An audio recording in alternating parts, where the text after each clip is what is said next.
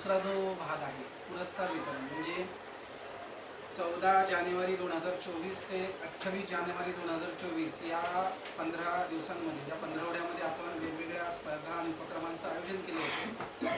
त्यानिमित्त जे त्या स्पर्धांमध्ये विजेते आहेत त्यांना आता आपण पुरस्कार देऊया, प्रमाणपत्र आणि जे असे पुरस्कार ते देऊया. तर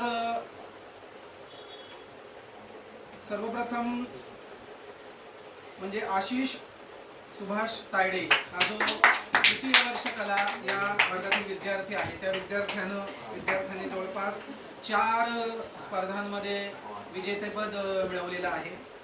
म्हणजे मराठी हस्ताक्षर स्पर्धा. आता लक्षात घ्या, हस्ताक्षरामध्ये आपण काय बघणार आहोत की व्याकरणिक दृष्ट्या तुमचं लेखन सुयोग्य आहे का. आपण याला शुद्ध लेखन नाही म्हणत, कारण कोणतीही भाषा शुद्ध अशुद्ध नसते. तर मराठी हस्ताक्षर स्पर्धेमध्ये त्यानं प्रथम पुरस्कार मिळवलेला आहे. त्यानंतर चित्रपट परीक्षण स्पर्धा जी झाली त्यामध्ये फॅन्ड्री या नागराज मंजुळे यांनी दिग्दर्शित केलेल्या चित्रपटाचं त्यांनी उत्तम प्रकारे परीक्षण केल्यामुळे त्याला प्रथम पुरस्कार मिळालेला आहे.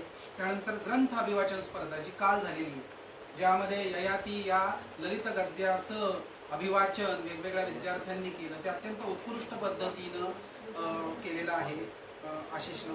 त्याच्यानंतर मराठी घोषवाक्य स्पर्धा जी रविवारी झाली 21 तारखेला, तर त्यानं देखील उत्कृष्ट आणि त्याची स्वतःची ती घोषवाक्य, काही विद्यार्थ्यांनी जी घोषवाक्य पाठवली ती ऑलरेडी कधी ना कधी ऐकलेली किंवा कोणीतरी 1 लाख 1 मराठा लाख मराठा असं देखील घोषवाक्य पाठवली.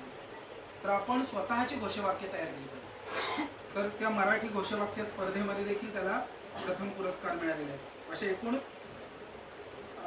4 ते 5 स्पर्धांमध्ये त्याला विजेतेपद मिळालेलं आहे. तर मी मॅडमला विनंती करतो की त्यांनी पुरस्कार